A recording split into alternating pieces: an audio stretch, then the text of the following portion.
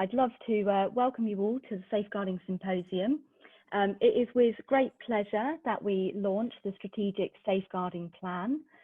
On behalf of the safeguarding team based at Church House and the Synod Safeguarding Officers across the denomination, we very warmly invite you to sit back and listen to the speakers that we have today and to share your views with us in the chat function and also in the breakout rooms later.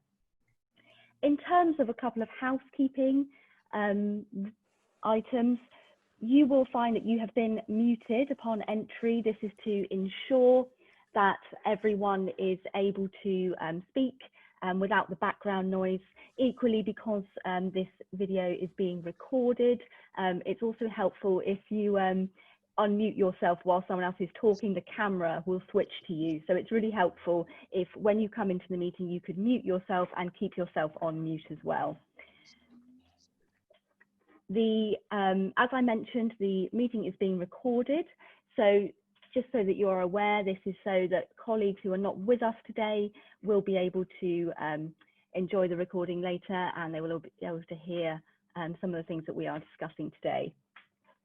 As I mentioned earlier, when you have a question, please pop that in the chat function, which you can find at the bottom. We will be collating the questions and we will attend to these at the end. Equally, you will have the opportunity to go into breakout rooms, and this will be your opportunity to have discussion. Without further ado, I'd like to hand over to Elizabeth Gray-King from the Education and Learning Department, who's going to give us a blessing before we start.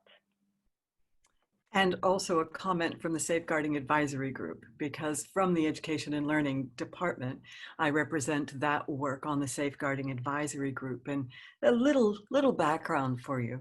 There's a long history to the Safeguarding Advisory Group. It wasn't always called that. At some point, it was the Sexual Ethics Advisory Group, and that was recognizing potential abuse in those who exercised power. And children and youth have been working on safeguarding for a very, very long time indeed, working to safe church recognition. And those two threads came together in the Safeguarding Advisory Group as it first started, and it was recognized as an advisory group of Mission Council and General Assembly. And that was to join those paths of work as well as to extend it for good care for all people, particularly children and vulnerable adults, and to pay keen attention to all the roles of people with positions of trust. Review for the United Reformed Church and to look at historic abuse. And the final report identified the need for the United Reformed Church to improve policy, practice, guidance, support, and training across all kinds of abuse, but actually specifically around domestic violence and abuse, spiritual abuse, financial abuse, where the behavior reported wasn't always recognized as abuse, and it wasn't therefore responded to effectively. That learning group report gave a significant number of resolutions, recommendations, and at Mission Council, because the report was adopted, all of those became resolutions. This is an important time for the United Reformed Church. We are highlighted as a church of good practice by ICSA, the Independent Inquiry into Child Sexual Abuse, but we all know that there is room for improvement. So the Safeguarding Advisory Group recommends this safeguarding strategic plan. It is structured, deeply considered, and it's a measured approach to meet the commitments of all the safeguarding resolutions which we have been given. We commend this for discussion. And so in these discussions, may God bless you as you discern the mind of God in how we move forward in safeguarding, caring for people. And may God give you gracious skill to listen well as we have these conversations. So the Safeguarding Advisory Group commends this symposium enormously. May God bless you as you move through these hours. Thank you so much, Elizabeth. I'm now going to hand over to Shelley Moss, who is the Safeguarding Coordinator at Flavel Church in Dartmouth. Thank you. I'm going to share my screen. Okay. I'm wondering, does that work? Yeah, that works. I can see it, so hopefully everyone else can as well. Okay. So welcome everyone. My name is Shelley Moss and I am the Safeguarding Coordinator for Flavel Church in Dartmouth. A bit of background, I have done the role for just a little over 2 years, but I've actually been a teacher and working in colleges and schools, well, since I was 20, so I've got over 15 years of practice with some safeguarding. And I think over that time, it's really developed the confidence to be able to do this post as a member of the URC and as a practicing Christian, but also to bring some of the talents and the skills of the secular sector in safeguarding into the work that we do in church. So hopefully today, nothing's going to be that radical and new, I don't expect, but I do hope that you can learn a little bit from me today about what the role of the safeguarding coordinator is, and then from my perspective, how we can move forward with any barriers that maybe we currently face and any other positives that are coming out of the new strategic plan. If you could move on, Penny, thank you. So the role itself is really important. We know that actually in society, the church isn't always seen as doing well with safeguarding. And it's really important because we do all care for one another. Very often we can go into things with the right intentions, but if we haven't put in place the things behind those intentions, it can fall down. So what we do and say is the way that the world judges us. And it's really important that we don't fall short on our duty, because although we had good intentions, our actions weren't measured up to it. One of the things that concerns me, I suppose, the most is when I have conversations with my secular colleagues about church safeguarding, the role that I do within church. There's a negative view of what the church is doing or isn't doing is quite often. There's a misunderstanding of what we do at church and how safeguarding works. And actually, I know we've got excellent practice in the URC. So it's really great that I can have those conversations with people, but sometimes perceptions are how we're judged. I started out in teaching and someone once said to me, you're a Christian, doesn't that mean you're really gullible then? This concept of what Christianity is and how Christians behave is something that's a bigger part of our mission of church, but it's enabled me to show actually in my secular relationships how we as a church are doing excellent work, and it upholds what God's mission is to care for everyone, particularly as you'll see from the Beatitudes and the ethical teachings of Jesus. If you could go on to the next slide, please, Penny.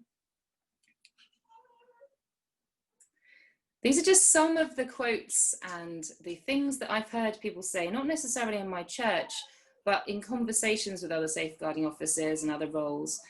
I just want you to have a read through of that if you can. I'll read them out as well.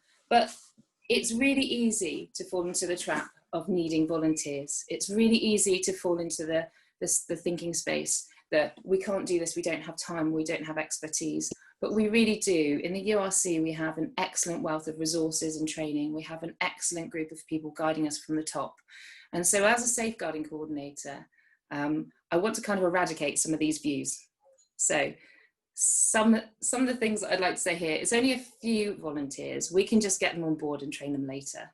But we're really short of help. Let's not worry about paperwork this time. I need to clean the building. Why on earth do I need to do that training? I don't have time to change anything now. It's going to have to be put on my list for the next month. I'm sure we're okay here. We know everyone. They've been coming here for years. I don't need training. Before I retired, I ran the safeguarding training. Do we need this? Isn't this just the job of the safeguarding coordinator? Now, I want to stress this isn't necessarily my church saying this, but the experience I've had so far is that safeguarding isn't high necessarily on the list of things we do. And that's because we're a church. Our mission, our vision, our passion is to spread the love of God, to help people understand that they are accepted. But if we don't put safeguarding at the heart of that, then we're not actually doing what God has required us to do, which is to reach out in love and to show, sometimes with very clear boundaries, how Jesus is working for all. So next page, please, Penny. The thing that's important about the safeguarding coordinator role is the people, the policy, and the practice. 3 Ps. Really good, system here. You can remember those. But strategy, we've got to get the right people in post. If we're going to say that the coordinator's role is important, then we've got to get the right people in post. That doesn't necessarily mean in going for the first volunteer. We have got a really good wealth of volunteers in our church. The thing is, sometimes we don't always have the time. The people might have to change. It depends on jobs, it depends on family. If we get the right people in place, if we think through the policy, the ethos and the drive to do well is where we're going to go. And then it's just facilitating this with training. One of the things that's really important is that anyone can do this job, but they've got to want to do this job. If we really want people to do well, and we want our churches to succeed, and we want to show that this role to the outside world and to our congregations is important, we have to think about strategy.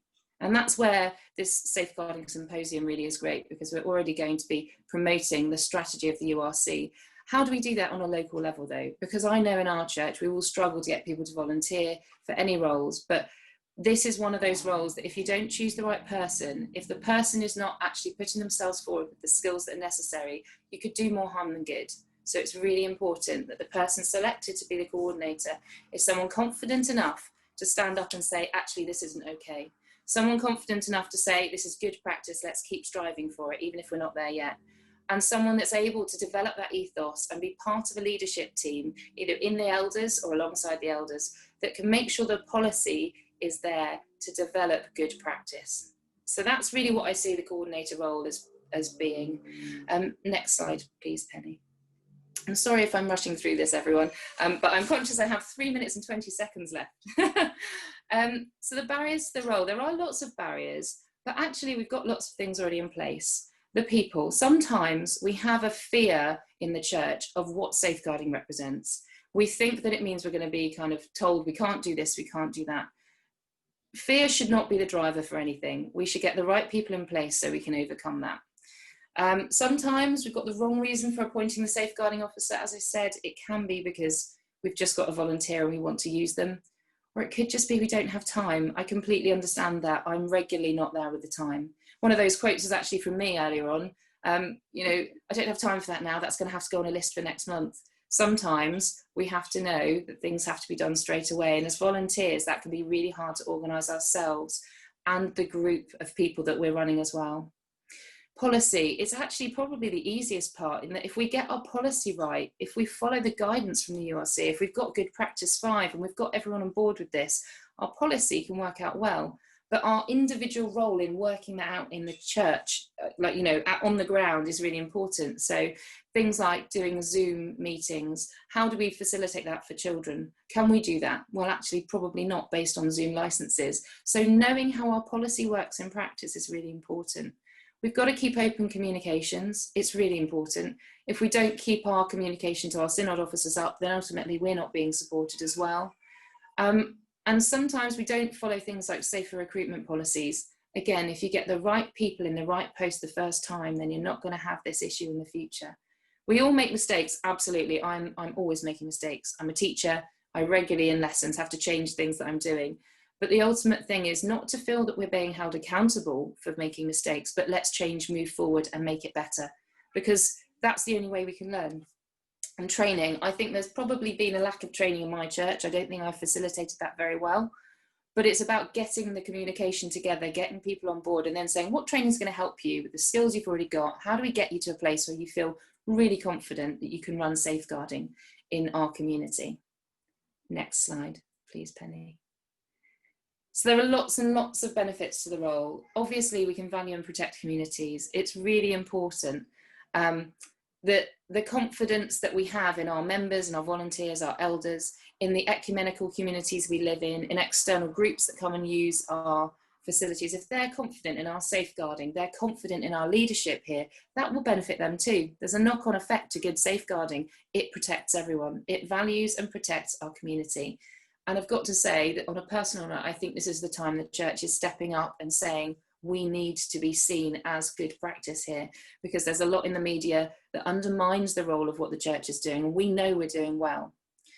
We provide healing opportunities. We make sure that actually policy is raised within secular systems. It's important actually that those local area communication safeguarding officers, it's important that we're talking to those local roles as well, because they need to know the church is on it and that we're doing what we need to do. And then obviously training elders and volunteers, the more we train people, the more confident they become. It's simple. The only reason I'm confident is that I am, oh sorry, it's my timer. The only reason I'm confident is because I've had over 15 years helping me to become better equipped to do this role. It's not easy if you're just starting out, but it's so, so worthwhile and probably at the heart of everything we do. Because if we can show, if you can go on to the next slide, that this is really important, then our community benefits. I think, just to leave you on this one, the point that I want to make today is there will be some of our practice that is probably a bit rubbish. We'll probably be reflecting after today, looking at all the documents and the information we're getting on the bits that we need to get rid of. And that's right to do that. If we've got bad practice, get rid of it. Let's look at what we can do to get better. No one is saying you're being held to account for doing something bad if you recognise it needs to change, but we do have to do better. At the heart of what we all do is we are passionate to protect people, to uphold people, to uplift people, to show them God's love and to reach out through them as part of our mission in the church. So now is our time. Let's use this as our opportunity to start talking about how proud we are of being part of the URC, how wonderful safeguarding is in our community, and how we're really on board with what has to happen to support survivors wherever they are and at whatever stage we find them. Thank you so much for listening to me, guys. I just hope that's been a bit of a nugget of information. If any of you want to talk to me, feel free in any of the breakout rooms to ask me questions.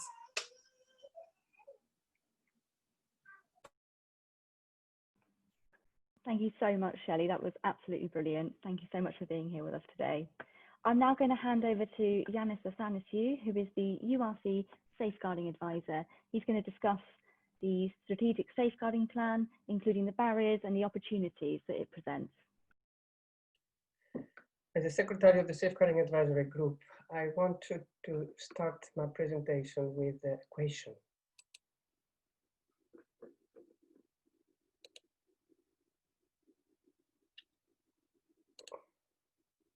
Can we see the slide? So, yeah, okay. So I want to present you the challenges, the barriers and the opportunities I can see for my role as a safeguarding lead of the denomination, having oversight of the policies on practice in the URC. And I would like to start with a question. Why we have a safeguarding strategic plan?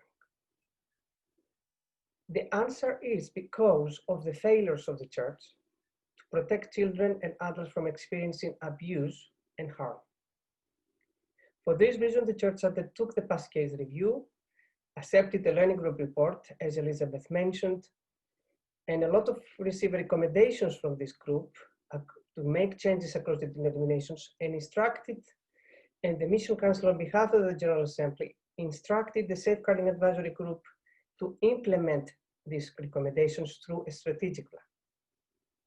On the basis of these 5 years continuous work, the URC became core participants for ICSA's investigation. We are part of a very major investigation of the independent inquiry into child sexual abuse in England and Wales that focuses specifically on religious settings and organizations in England and Wales, not in Scotland, even though we have established relationship with the inquiry in Scotland. And I just want to highlight that this is a different investigation to the Anglican Church, whose reports just published 3 days ago. The plan has 6 objectives to meet. Each of them presents its own challenges and has barriers to overcome. The first priority, to instill an ethos of safeguarding, ethos of care and service across the denomination. The first challenge is change, to identify areas of existing good practice and put recommendations for improvements into action. And this change has a lot of things in this journey, has a lot of myths and assumptions to go through, such as none will abuse anyone in our church, denial to accept that abuse is happening in our synod or the office or in the congregation. Safeguarding has to be managed by an external expert. How we understand and talk about safeguarding is crucial for this priority. The synod structure presents challenges for effective communication and information sharing. Therefore, there are some difficulties with establishing actions and closing cases. The second priority, to ensure initial and appropriate pastoral care and support to those who are impacted by safeguarding incidents and concerns. Putting individuals first than the denomination is the greatest challenge. This means to seriously listen to children, vulnerable adults, survivors before responding. Survivors paper, there was a group that has produced a paper, was shared in Mission Council in November 2019. But where they understood, do children, young people, families, disabled people, communities have any roles in the implementation of the plan? Do we have to act upon the stories of children who concern us during activities? And most importantly, do we have awareness and guidance around the issues of domestic abuse, online abuse, spiritual abuse? Do we put mental health as part of this development work? What about the impact of the pandemic on our well-being that will bring new vulnerabilities and more uncertainties? The third priority is to set up secure systems and processes of data and information handling and reporting safeguard. Our record keeping is generally poor and often inaccurate. We don't refer to local authorities as much as we should be. We don't follow up the circumstances of someone who experienced abuse. We tend to handle cases through Outlook and Excel spreadsheets, incapable of identifying unsafe behaviors and people who may pose a risk. Therefore, there are significant issues in terms of documentation, process, and response. Does lack of financial resources and staff prevent us from having the right systems? Does the independence of the synods implicate the information sharing and probably the investigative processes? Why sharing information between local church and synod present difficulties? And one more question to think about. Does the move of people between roles, synods, countries, denominations, and voluntary organizations call for a transparent denominational information sharing structure? The fourth priority is about training. It's about policy, and procedures who need to be updated, reviewed, implemented in practice. The challenges for this strategic objective are to ensure consistency in all parts of the church and build on trust. Mistrust is often expressed towards safeguarding designated persons, church safeguarding coordinators and synod safeguarding officers, who are perceived to invade our communities. The introduction of new policies and procedures will challenge the trust between members, colleagues, friends. Will the new processes for ministers, the disciplinary and the supervisory, which is very good development that's happening at the moment, prioritize safeguarding? Are we ready to put the right structures in place to manage risk of offenders, sex offenders or other offenders? Do we use appropriate mechanisms to assess the suitability of potential elders, ministers or workers who may groom a congregation and will be easily accepted and included in our communities? The next priority is about training. The purpose of my presentation is to think deeply about the key things that will come up in this journey to deliver the plan. In the training, people's understanding of safeguarding needs to be built on continuous learning and respect to the GP5 and other procedures that are there to protect others as well as themselves. There is no ending point to say one day, now we are safe. The past case review identified a confusion over what constitutes a safeguarding concern. Mandatory training is key here. Mission Council of the General Assembly made safeguarding training mandatory for those working with children, young people, and adults at risk. Does this mandatory nature prevent attendance? Are we ready to incorporate theology in this priority and enhance our knowledge of new and emerging safeguarding issues? For example, child sexual exploitation, child.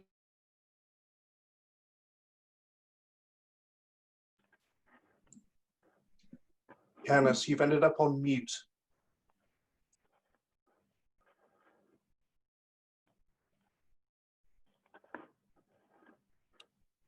Can you hear me now? I don't know where to start now. We can hear you. Okay.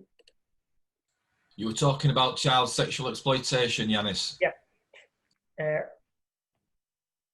We need to enhance our knowledge in new, other, and safeguarding issues will come on the way, including child sexual exploitation, child abuse linked to faith and belief, or other harmful cultural practices. And lastly, to encourage constructive partnerships with statutory, non-statutory, other denominations and other faith-based communities. Learning and understanding statutory authorities or other agencies present a great challenge for the Church. Similarly, huge implications from ICSA are expected to affect us in the next years. The report from the investigation in safeguarding religion settings is to be published in spring 2011, but we cannot determine what the government's response could be. But it's good and it's important that we have a high number of churches that are part of local ecumenical partnerships. And this is a very great moment to place safer arrangements and relationships with other denominations. Our opportunities. I'm a very positive person, and I want to finish with the opportunities. It is important to note from the very beginning, and already it is mentioned by Shelley in the first presentation, there has already been progress in safeguarding within the URC over recent years. But the safeguarding strategic plan brings many opportunities. Opportunities to work all together, resisting an hierarchical model defined by levels of responsibility. As the General Assembly reinforced last July, safeguarding is everybody's responsibility. We also have an opportunity to foster a culture in which every child and adult is treated with dignity and respect, whatever their circumstances, with members and volunteers and workers who protect their rights, including those related to data protection. We also have an opportunity to form and share a theological basis for safeguarding, emphasizing this as an aspect of Christian love and care for others. It is our duty as Christian community to learn from and involve survivors of any form of abuse in the implementation of the plan.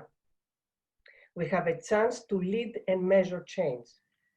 There might be more priorities on the way, but let's stick with these 6 to be able to say what we are doing well and what we're not, and share it between us. This is a great moment to value frontline local church and synod expertise. For this reason, we are all here today, and your voice matters before and after the symposium. The Safeguarding Strategic Plan offers a very promising step to safeguard the integrity of creation. And we are all here to walk the way all together to ensure that the church is a sustained community of care where everyone, particularly the most vulnerable, find a place of love, pastoral care, and support. Thank you. Yanis, thank you so much. That was absolutely wonderful. Thank you for sharing your expertise on this safeguarding plan. We're now going to move to some breakout rooms. Hello, everyone. Can I have your attention, please? I know that we have the breakout rooms taking place at the moment. We're about to finish the breakout rooms. And I'm just wondering, because I can see many people here waiting, if they have any questions or any comments or anything they would like to share with us so far. I'm not sure what we were supposed to be discussing. Can you give us some lead there, Eunice? Yes, the ideas that the breakout we would like to discuss is what we're doing very well in terms of safeguarding in the church, Okay. and what really works, and if there are any areas to improve from your own. I think in my church, the things that we do well is that we're a small church, so we do have children, and we are very familiar with all of the leaders, and everything is always done in the open. You know, we're really a close-knit family, and I hope that we implement Christian values when we're dealing with children. And we do have a vulnerable adult as well in our congregation, so we do try. I think, you know, the paperwork is another thing. I struggle with the paperwork, but I think the actual practice that we do seems to be okay. But to be honest, I've never really had any guidance about that until this symposium.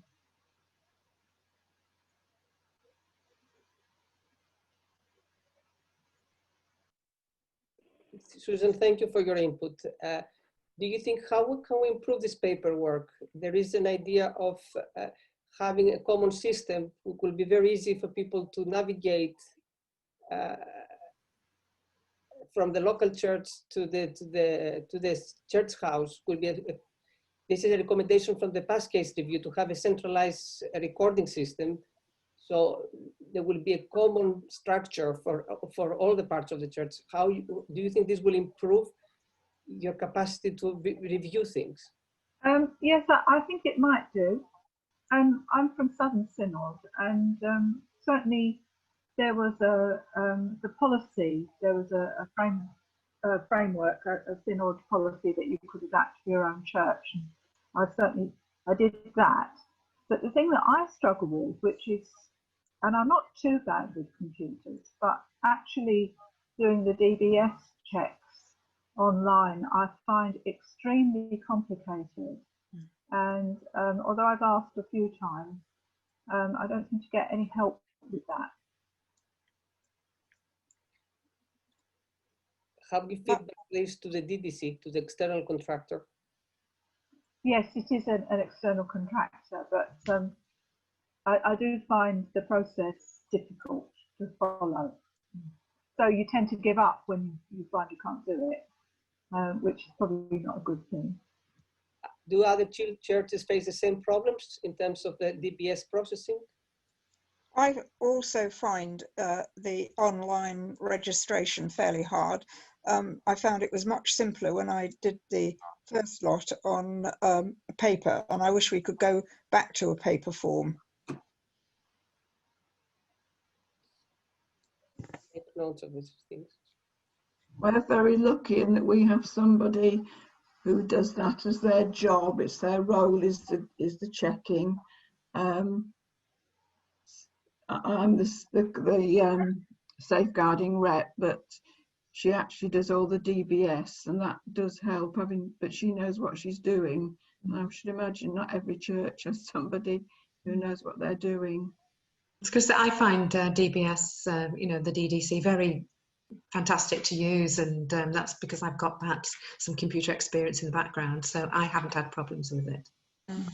I mean, I think I'm, you know, when I was working, I used computers quite a lot, so I don't think I'm particularly bad at computers, but I just struggle with the particular system we have in Southern Synod.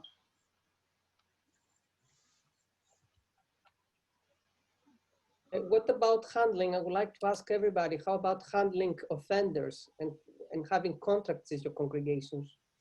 Do you have any experience of any church who is doing this work? To my knowledge, we don't have any instances of abuse. or offenders. So I haven't got any experience there. So how would you describe your experience or your confidence in managing risk in your congregation?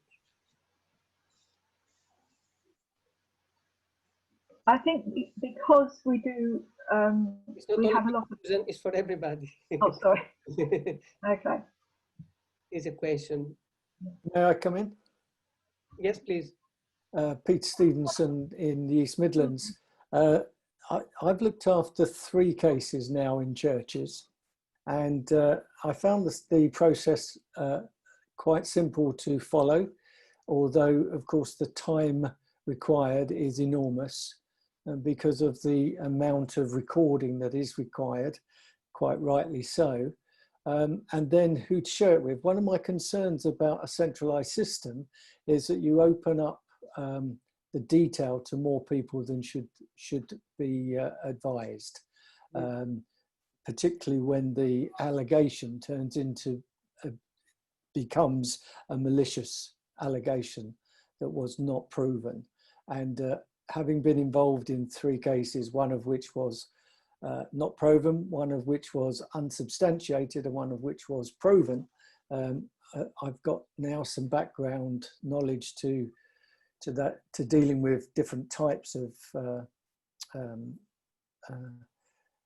safeguarding issues, and I find that our paperwork is very good when you really need to understand it. That's when the rubber hits the ground, when you really have to do something, and it's quite reassuring to be able to go to the website and download the necessary appendix and work to it as a template. So I've been I could be very appreciative of what we've done so far.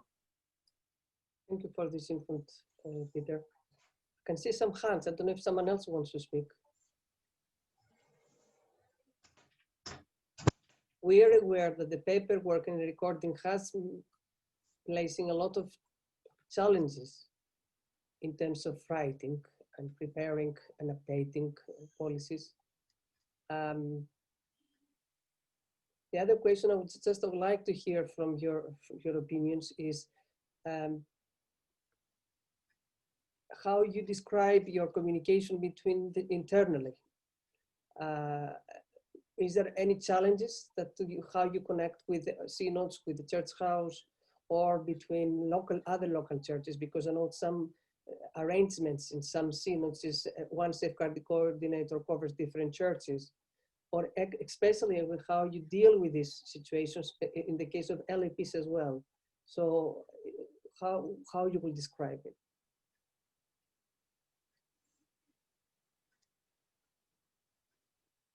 I can see someone speaking, but needs to unmute. When Jane Henderson was in place, it was the contact with East Midlands Safeguarding was really good. She was always straight back with her responses, and anytime we've had a query, she was almost straight back to us. So from that point of view, with the actual synod, it's been very good.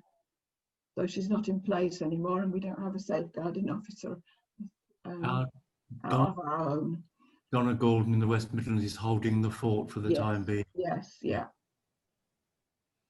So this is very good to hear. We worked very hard in the last years to have one single point of contact in every its synod, which is really works at the moment.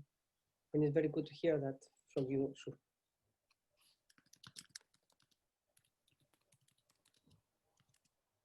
What about working with your local communities, with other organizations, and this includes Scouts, and we have some organizations who work very closely, and how we work with with the local authorities, for example, or other services.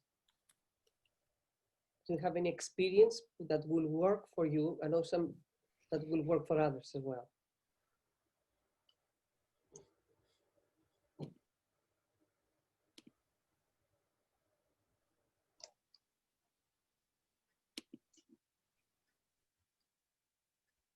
I have a question for you. I look after some of the lettings that we do for our church hall, and that does involve some children's groups.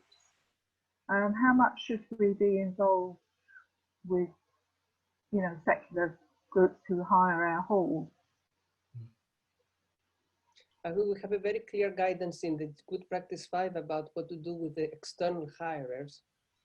And it's very good, it's very important to have an agreement in place in order whoever hires your premises and delivers direct work with children or other vulnerable groups to have their own safeguarding policy. Mm-hmm.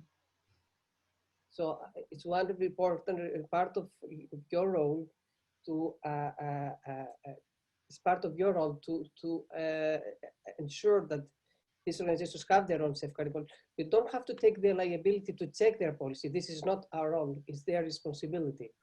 But they have to have their own, yeah. They have to have their own, yes. Right, thank you. Our lettings officer makes sure that before the halls are let out to a group or organisation, that we have their safeguarding policy from that organisation. We have a dance class using our premises every day of the week. And of course, Boys Brigade have their own policy, but we have all the policies, so we know what they're doing, which I think is necessary. It is. If I could say that there is a discrepancy between the advice given for lettings a couple of years ago and the advice given in Good Practice 5, which my husband, the secretary of our church, has actually asked, and I think Sharon said that you were seeking legal advice on this, because Good Practice 5 suggests that we should read the policy of the people hiring the premises and ensure that their policy is as good, if not better, than the URC's, our own policy. However, that would suggest then that if we read it, we are then responsible for anything that might go wrong. So the other advice is that we should not read it, and it's just their responsibility. So this is a question that the lettings officer here at this church is asking: should we actually read and pass as sufficient another organisation's letting safeguarding policy, or do we just say, well, it's their responsibility? And this comes particularly acute now with the COVID-19 regulations, and with groups like Brass Band, who want to practice, and they're regarded as quite high risk for passing on viruses, because everything they blow out of their trumpets and French horns is spittle that could land, and then if somebody goes in afterwards, they could pick up the virus. So whose responsibility is it to clean up? Is it the church? And it's all quite complicated, whether they're a proper organisation or a less formal organisation. It is not very clear at all as to whose responsibility is, and that's just COVID-19 viruses. There's a group which is a life drawing class which takes place in our church, or used to take place before the church was basically shut to everybody. They, having looked at their website, they're open to, anybody can just turn up. I know life drawing classes have been going on for hundreds of years, but the thought now of just somebody turning up, on a Monday or Wednesday evening and joining a life class strikes me as a bit dodgy, because you don't know who might just be turning up. And I'm sure what goes on in the class would be perfectly proper, because somebody would be in charge and it's an established procedure. But, somebody just turning up could take a fancy, or, could then outside the group approach. You raise very important points. I just would like to say that we are looking on the legal aspects about the lettings. I'm mindful of that. Already we ask advice from a very important legal firm, and there will be some announcement in the next newsletter that will go out. Don't forget that the newsletter we started, it's something that goes to, there is a common section that goes across the denomination. So this guidance will be put there in the next round that we're going to send. in order to ensure that the information is getting in your hands and is going everywhere and is the same advice. So we don't give misunderstandings and misconceptions. How long will it be until we get that, Yanis? Because we're getting these questions quickly now. We will have the guidance before the end of this year. It's not going to take too long. But we're dealing with questions immediately about whether we can have brass bands or choirs or whatever starting to rehearse in our churches. You know, we're having to juggle those questions now. The end of the year is, I mean, what's the advice then? That we just say no to the end of the year until we get proper advice? So if my advice could be then that you need to raise that at this time, if it's so urgent, with your Synod Safeguarding Officers. We have so we have a meeting on the 16th with the officers. Raise your questions there, so we will take it there and pick up and ask the right advice. And if we need some advice from specialist legal advice, we will go to ask for it on our behalf. Thank you. Thank you very much to everyone who was unfortunately left behind in the breakout rooms. I'm really genuinely very, very sorry that people either didn't get the opportunity to have a long discussion or that there were some teething problems. I'm really sorry. It's our first event, so I hope that you will bear with us and just understand that sometimes these mistakes do happen. What I can offer you is, if you weren't able to have a proper discussion, there will be question and answers at the end, and I will stay behind at the end to discuss anything with anyone who didn't have that opportunity. Equally, there will also be an opportunity to send me an email, and I will respond to you personally as well. So again, I'm really very sorry, but we're back now, and I'm going to hand over to Carla Grosch-Miller, who is the URC theologian and minister and at St Andrew's, Monks Eton. All right, thank you. Thank you for being patient with all the running behind. I'm a member of the Tragedy and Congregations team, and we've been studying personal and collective trauma for the last 4 years, teaching ordinance and clergy for 3 years, and for the last 6 months have been offering 3-hour sessions with clergy and CRCWs to be looking at trauma, about trauma, and how that's manifesting in these times, and what kind of resources are available and leadership tasks that we have in these times. So out of those 3-hour sessions, I've picked a few little nuggets that I hope will be helpful to people who are doing safeguarding work. The first is about individual trauma. Whenever you or I are really emotionally revved up, and particularly if we are traumatized, we're cut off from our thinking brain. And what's important to know about that is that if we're speaking to someone who's had a terrible experience and is caught in, very angry, very fearful, very emotionally upset, we're talking to a very highly activated nervous system, and we're not going to be able to have reason. There won't be, it's not a time to make sense and have reason. It's a time to listen, because people aren't capable of engaging the fullness of their resources and their brain until their nervous systems have calmed down. And there are some pretty basic things we can do to facilitate that. In general, it's to be a really warm presence and to look people in the eye and make the space for them to be heard. There are 3 things that people who are traumatized need. They need us to be calm, to be really calm. They need clear communication, and they need what we call resonant care. Resonant care is care that is warm presence and that is precise. That means we never assume we know what a person's going through, but we make the space to listen to them so they can find it. But you can never assume anything about someone who's traumatized or who will be traumatized, because it's a very unique experience. And there may be people who have been traumatized by the pandemic or during the pandemic, but perhaps not. So you just cannot assume you know what's going on in an individual heart and head.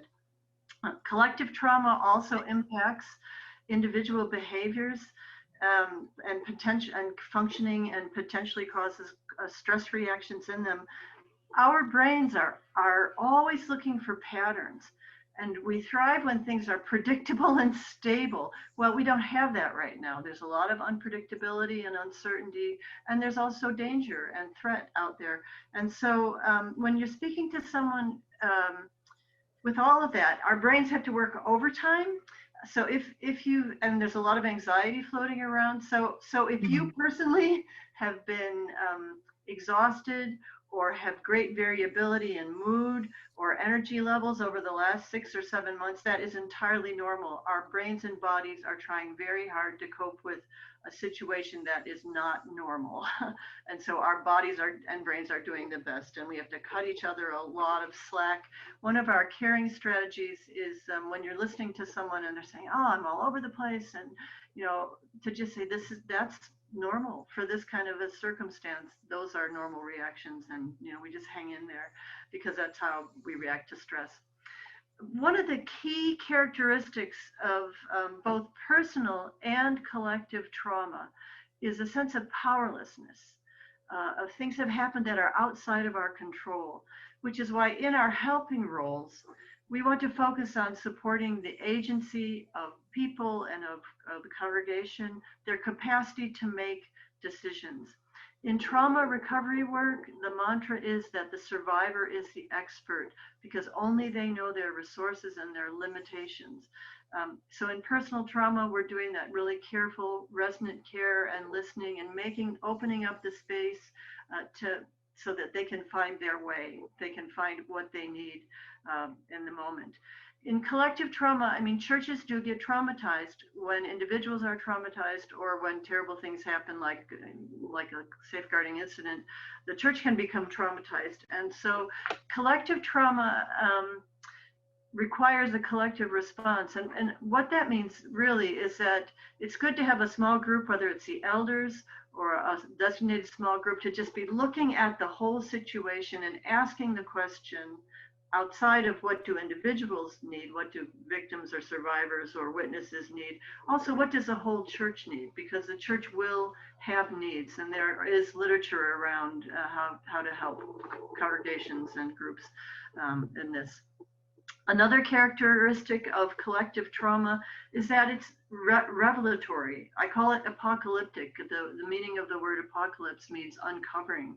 So it's like Pandora's box. When a group is impacted by a shocking event, we become disinhibited, and other things come to light that have been going on all along.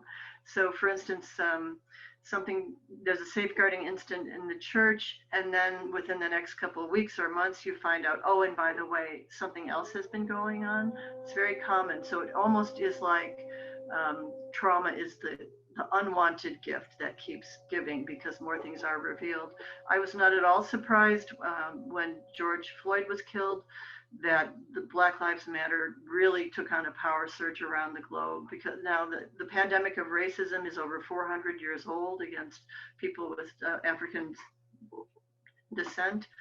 And people have been being killed all for a long time in America just for being Black, and by law enforcement officers.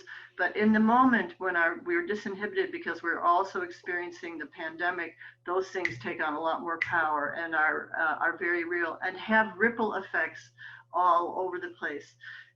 What that means for us is that there's not only more disinhibition and there's more reactivity, but there's a lot more triggering goes on. When we experience a shocking or greatly disturbing event, we hold the memory in our bodies, and we may not even, we often don't have the memory in our heads, because trauma affects the hippocampus, and we don't store memories in the same way, and so we can be catapulted back into that past moment, and our body's reacting as though that's experiencing it all over again. So, for instance, with the conversation around racism, a lot of people who've experienced racism will have triggered in their bodies that experience all over again, as though it's happening now. And it may also be happening now again, too. So what that means, there's more vulnerability. Certainly, Black and minority ethnic people may be having more vulnerability because of this renewed revelation about racism. Lesbian, gay people especially gay men who lived through the AIDS pandemic, the AIDS epidemic, may have triggering responses in them and will be more vulnerable. In our small group, we were talking about domestic violence. I'm really grateful that the government has noticed that and has talked about it. With more alcohol consumption where people confined in their homes, domestic violence is really up. And so there are going to be more safeguarding issues in churches, and they will be harder to detect if we're not meeting in person. And now I'm in the Northeast, even though we're meeting in person, we can't speak to one another before and after worship, and we're not, so we're in a really challenging time to try to be eyes and ears to reach out to people who may be really suffering and quite vulnerable. Finally, the last thing I want to say is that whoever works with people who are traumatized or who are suffering in any way, if you're a frontline carer in any way, you are more susceptible to delayed trauma actions and to vicarious and secondary trauma. Now, what that means is that you taking care of yourself is really important and essential, because it's like human beings, it's like our nervous systems are sponges. And when we're looking after others, we take on that pain in some way, even if we don't want to. And so boundaries, self-care, really being clear about making sure you're taking basic care of yourself, all the basics, and connecting to the resources that keep you strong and resilient and healthy, really, really important. What we know is that in general, church people do not replenish themselves enough, and so be taking good care of yourself. I'm going to stop there. I know we're way behind time. I'll put on the chat box our website, Tragedy in Congregations. That's me. Thank you very much, Carla. That was absolutely brilliant, and absolutely, it's certainly not your fault that we're behind time. So thank you very much. I'm going to hand over now to John Bradbury, who is the URC General Secretary. Thank you, Penny. Thank you, everybody. It's very good to see so many people here. I just want to reflect for a moment on the big picture of the Christian story and safeguarding. For at the heart of the story of the Gospels stands an act of horrific abuse.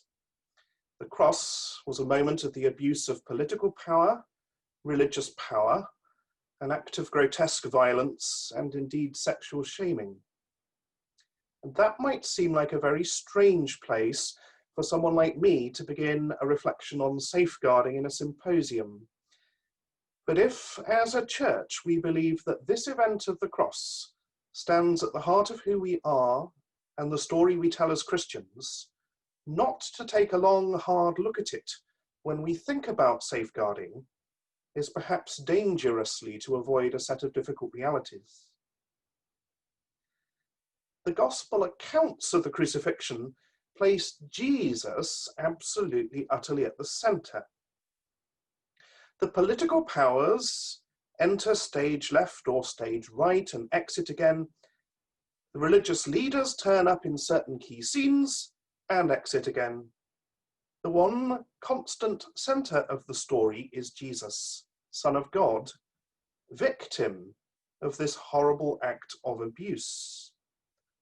One way of reading the gospel story is that of the account of a victim. We see everything from Jesus's point of view, the innocent one oppressed. The perspective of the innocent victim of abuse is, in a way, the foundational story of our faith. But of course, it's not simply the perspective and view of Jesus as victim. It's also the perspective and view of Jesus as resurrected survivor. For the story of the resurrection is one where the ways of the world get turned upside down and inside out. The political powers that be do not have the last word. The religious leaders do not have the last word. This is human sacrifice that does not legitimate sacrifice, but undermines and subverts it, the sacrifice to end all sacrifices, never again need human communities look for a scapegoat. The last word is ultimately the word of the resurrected survivor of abuse that the church confesses reigns in glory. We believe the call of the church is to be in some way the continuation of the life and ministry of this abused and crucified, resurrected survivor Jesus. The church, though, is as subject to sin as anybody else, and how we hang our heads in shame that so often we have taken this gospel message of the subversion of power and used it to seek power for our institutions and leaders. We've taken the sacrifice to end all sacrifices and turned it into something which has allowed human life after human life to once again be sacrificed on the altars of religiosity.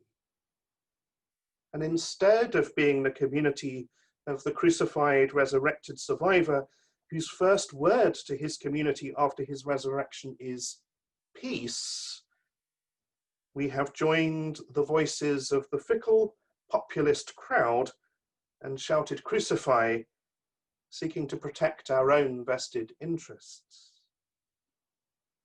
When, on behalf of the whole United Reformed Church, we issued an apology to survivors of abuse, we were confessing our sin against our human sisters and brothers, our sin against the gospel, our sin against the crucified, resurrected Saviour, Jesus Christ.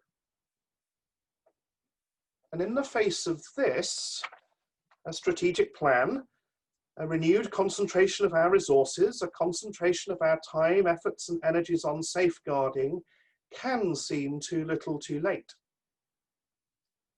If this safeguarding plan remains but a tick box exercise of things we must do to be seen to be safe, it will be too little too late.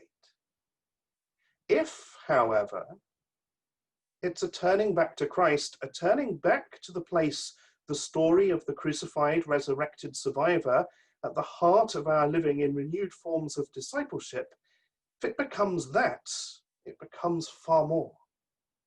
It becomes a central driver of renewal of the whole life of the church, leading to renewed human flourishing for all. But it is not easy. In some ways, talking in these big, broad, and grand ways I just have about the Christian story is easy.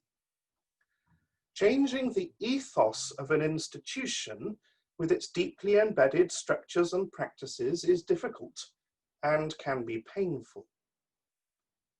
An ethos of safeguarding is up front and number one in this plan. Everything else, in some sense, is about how we bring about that ethos. For abuse does not start with the grotesqueness of the cross. It starts in small ways. It starts when we say, oh, that's just Fred being Fred. It starts when we write off the bullying voice raised in the elders' meeting as that's just them being them. When we write off the vaguely wandering hand that we're pretty sure will never become anything much else. And when we do that, we begin to create an ethos and an environment that is not safe. And of course, confronting the one with the raised voice and the bullying tone might feel almost impossible. Perhaps that voice belongs to one who has given 40 years service to the life of this congregation and without whose efforts it's hard to see how things might carry on.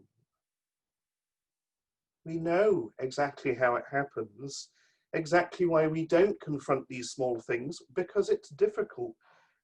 But the small things set the tone and the ethos.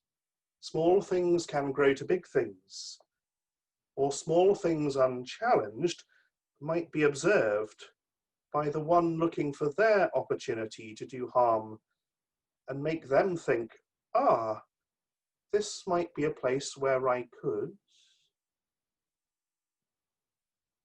But when we find ourselves in a place where we would rather someone feel unsafe and insecure than challenging the one who has that effect, we've gone awry. We've stopped clinging to the gospel account of the crucified, resurrected survivor as the primary place our Christian identity is rooted, and we have allowed ourselves to become the weak and vacillating Roman politicians of the story, or the religious leaders of the story protecting their own interests, or that part of the crowd shouting, "Crucify." We no longer stand with Jesus. I know that there will be resistance to elements of this strategic plan in all kinds of places and all kinds of ways, probably for very similar reasons to why so many people would rather skip straight from the hosannas of Palm Sunday to the hallelujahs of Easter Day without traveling the road of the crucified, abused one. Because to look straight at it is to look straight at ourselves and see things we would rather not see. But God calls us to look long and hard at the story of the crucified, resurrected survivor, and in doing so to look long and hard at ourselves. The Holy Spirit moves within us, calling us to heed wisdom that comes from way beyond the bounds of the church, from places in our wider society who, to our shame perhaps, have learnt to do this much better than we have. But to engage this fundamental shift in ethos that this strategic plan is all about is actually to engage with the heart of what it is to be called to be the disciples of the crucified, resurrected one. We have heard the call. We pray that the Holy Spirit will empower us to follow. Amen.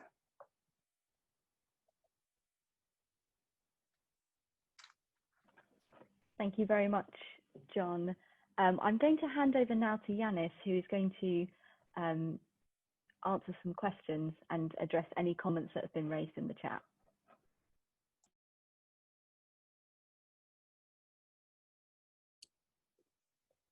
First of all, I want to thank everybody who joined us today.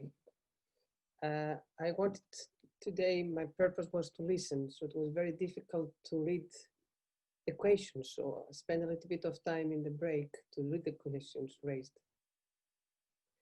I'm going to answer some questions, and if there's more, please free to ask me. I have a question about the appendices of Good Practice 5 that are outstanding in the website of the United Reformed Church. We don't have to wait the next months for that to happen.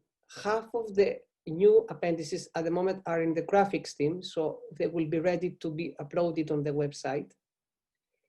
There are some appendices that will not be able to be uploaded on the website because they are not ready yet.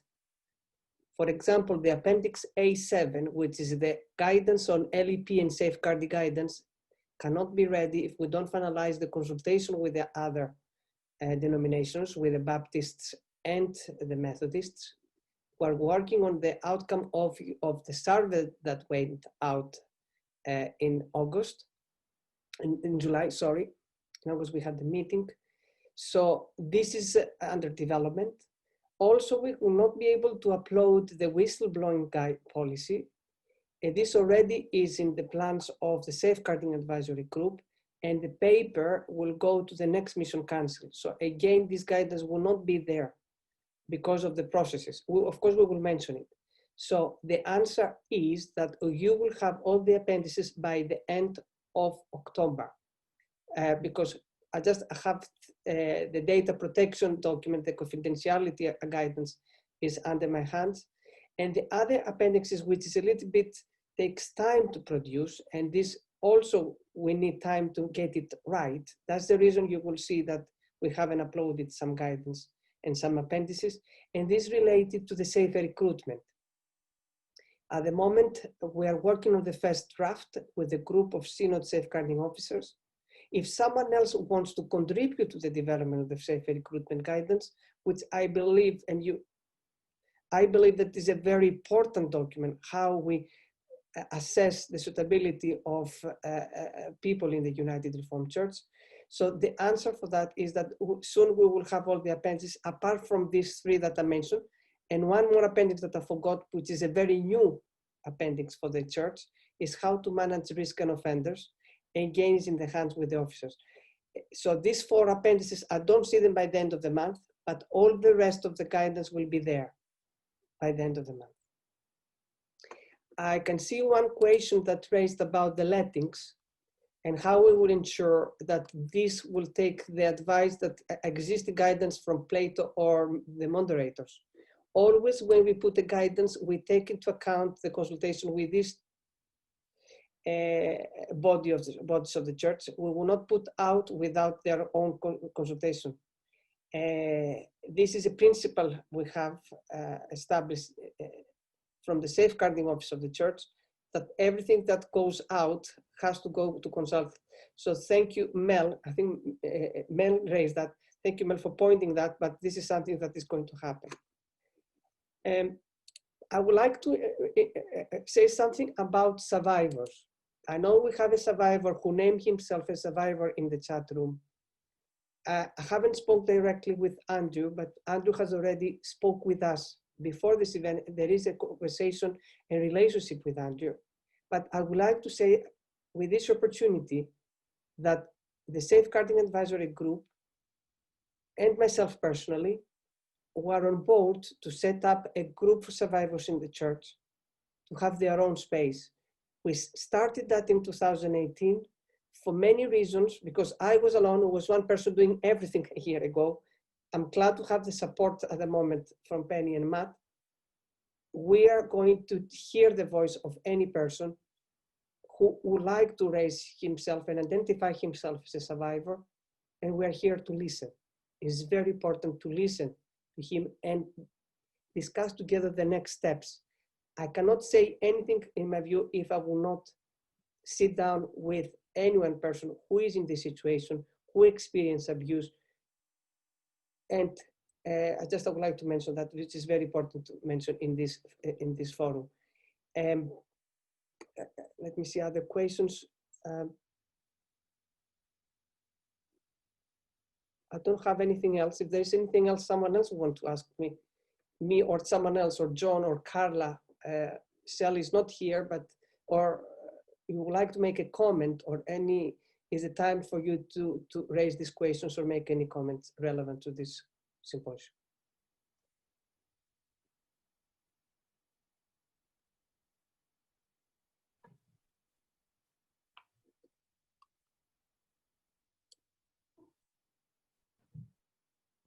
Yanis, you said in your statement prior to this symposium that it's very difficult for somebody to have a full understanding of a child's needs or an adult's needs in a time of an incident. Do you think that this training will make us much better at that understanding so that we can help people in this situation? I don't think 1 hour conversation will help us to enhance that. Certainly, it's very important to understand the other things that are happening in the life of one person. And we need to seem to consider the contextual safeguarding, which is very important to think in that way, because whatever happens in the life of one people who are powerless or vulnerable has a very broad aspect that contribute to that. And this is something, if we have identified areas that we don't feel confident, we don't feel so confident to take and listen to this, as Victor mentioned, I think it's very important to raise that with the Synod officers and take it on board to develop things that will respond to your needs, which is a very clear what I can hear from you, Victor.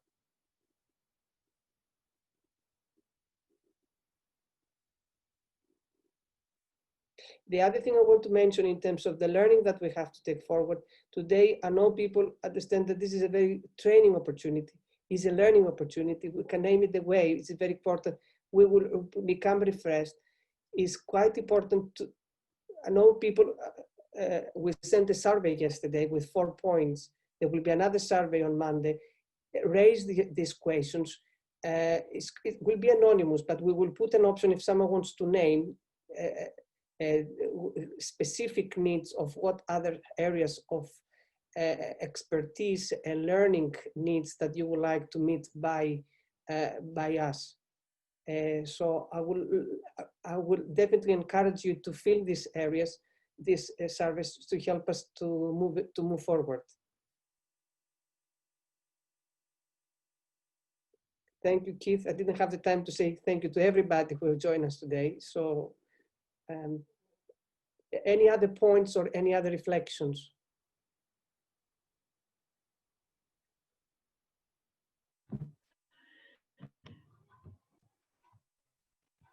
Angela. May I just, one of the things that I think spoke to me when Victor just made his point there was going back to what Carla had said about the needs of a person who's been traumatized, either an adult or a child. That this thing about needing to be calm and needing to calm the nervous system, needing to listen and having this warm presence, what Carl Rogers calls unconditional regard.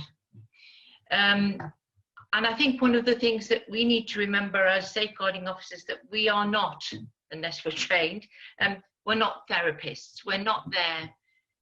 That just as we have a job to do, we don't have everybody's job to do. And so we can feel the burden of things when things are very painful, and we can resonate with that ourselves. So the idea of self-care for us is very important. But I think also that if we can have some assistance in the future about, you know, how we support the survivors of trauma. We're not all getting, you know, training in you know, psychodynamic work, but just so that people have a more a clear understanding about where their responsibilities, in a sense, begin and end, so that it takes that pressure off people, because the people who identify and the people who refer, maybe us, we're not necessarily the people who do the backup and the support. That may not be our role, it may be the role of others. And I think some assistance with that might be quite helpful, and identifying people in our congregation perhaps who might be able to do that, or the professionals that we may need to contact in that regard, who would be very appropriate to give that support. Angela, thank you for pointing 2 things here. How important it is to do something appropriately.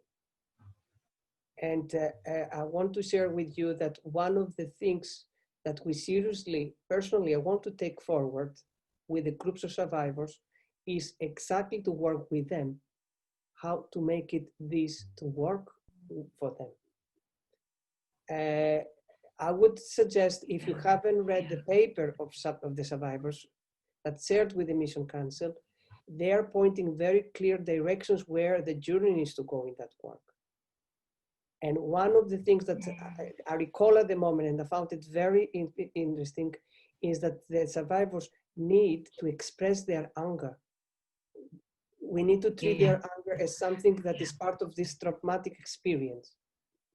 And the other thing which is very important, which is important to take on board, is that to set up things with them in a way that will not re-traumatize them in different ways. The experience that comes up with survivors is that sometimes, many times, things that put in place for them are not working for them.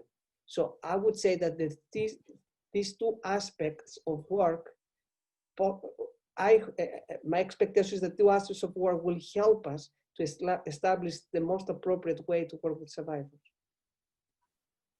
and share it with us. It's not with the people who will pick up these type of things.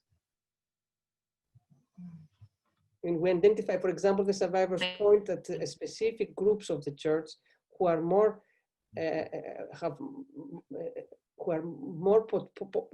possibly attract these questions, and they're talking about the people who have pastoral care responsibilities in our churches, and this excludes the elders and the ministers. So these specific roles are quite important as well in this conversation.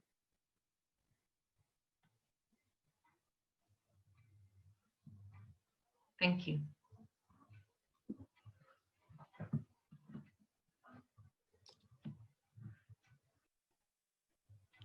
Could I ask a question related to the last one? Yes, please. It seems to me that a lot of the guidance and a lot of the practice advice one gets has in mind some really very serious incidents. And that is obviously appropriate, but that in practice, a lot of the things that one encounters are not of that kind. I mean, it's a bit like anti-racism when that was about, more than it is at the moment, that the things that people dealt with under that label were not good things. Something wrong had been going on, but on the strict letter of the law, it wasn't necessarily of that kind. So a lot of teenagers, for example, are so-called sexting, which is an offence, but is an extremely common offence. I mean, something like a third of teenagers in one example did that. If that comes to light and one went to the police or the social services about it, if you look at the things that they have difficulty in actually paying attention to and having the time to deal with, you're not, in fact, going to get all that much help from them, but you are going to escalate the situation to a degree that's going to make it quite difficult to handle. So it's, given that you've put in place things that are aimed at, as it were, the hard end of the market, what the last speaker was saying would be very helpful, to wit, more guidance on how to deal with what is going to be the more common thing from our end, which is the softer end of the market, the provisions of support and so on, which aren't necessarily part of our role, but which we need to be in some way coordinated with.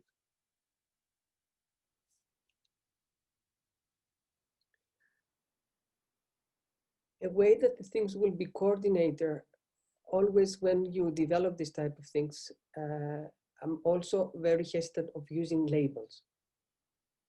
I always remind everybody that the vulnerability is not just only for the survivors.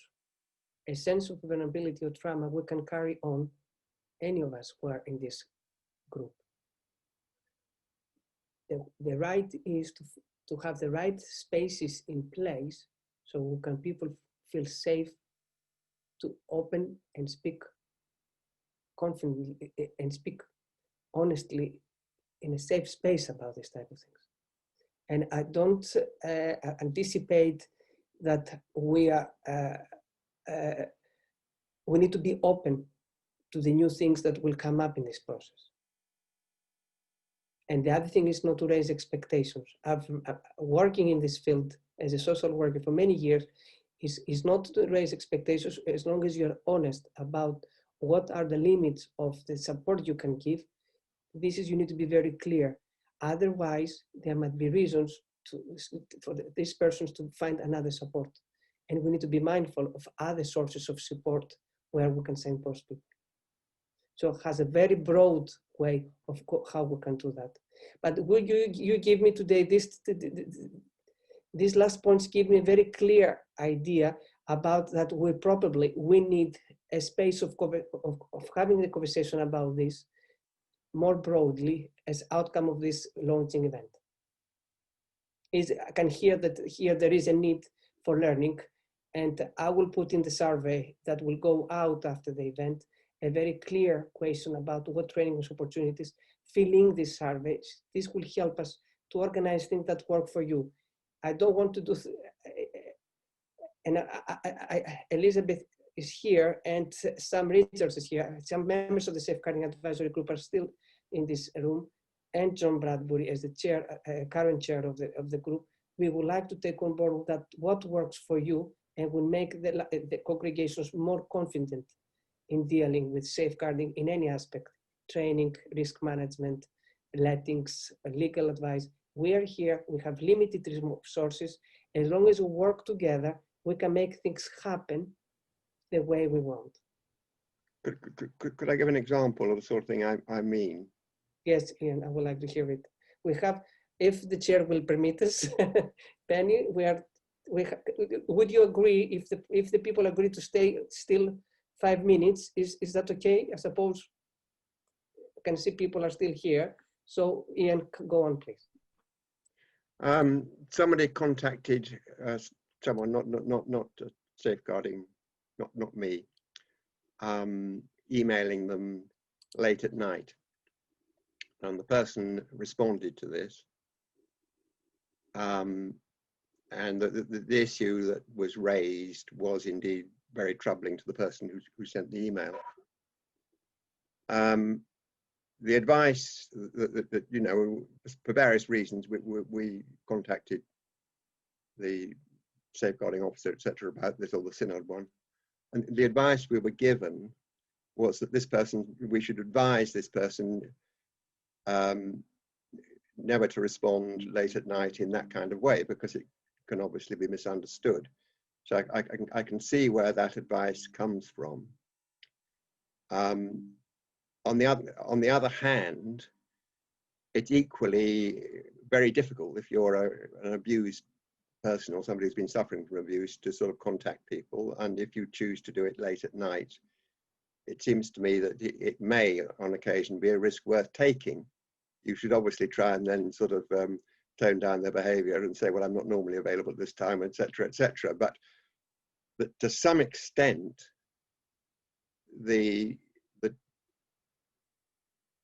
because of the origin, there is an awful lot of sort of risk-averse behaviours that one's supposed to adopt. Some of which, it seems to me, are you know, people need to have a bit more discretion over, and the confidence. You know, the key thing is that you're not misunderstood.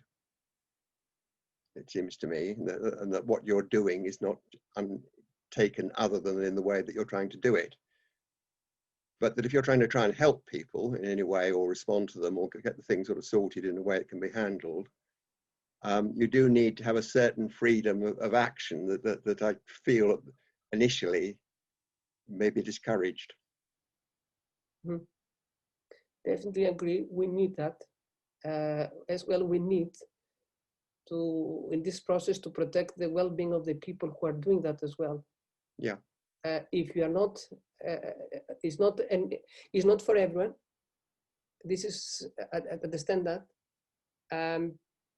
Then I want to share, after Ian's conversation, as we are heading to the end of the event, I feel calm that we are doing this conversation and we are giving attention to this area.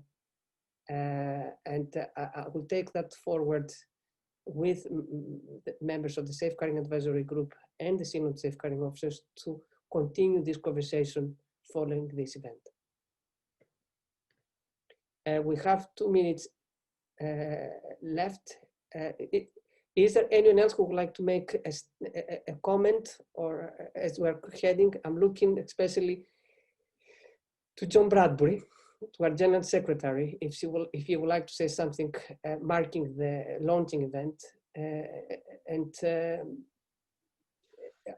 Before moving to I want to thank you, all of you, and the people who are left and attending this event, to apologize for the technical problems, and I would like to encourage people to join together on this walk, to walk way the way safely, we will take more, basically, we will walk the way more safely if we will work together. That's the point I would like to make. Thank you, Yanis. And it is just thank you that I want to say. I want to say thank you to you all for your commitment to safeguarding, for being here today. Thank you for the extraordinary amounts of work you do in congregations and communities up and down the country, making sure that we are safe and are places and communities where people flourish. Thank you to our Synod Safeguarding Officers for the enormous amount of work that they do to support local churches. Thank you to our national team, to Yanis and to Penny and to all the members of the Safeguarding Advisory Group for working exceptionally hard to try and produce what you will realise is an enormous amount of resource in Good Practice 5 and the many, many, many appendices, many of which you have, many of which are still in process. Together, we will indeed be a safer body of God's people and Christ's disciples along the way. So huge thank you to all of you. Goodbye.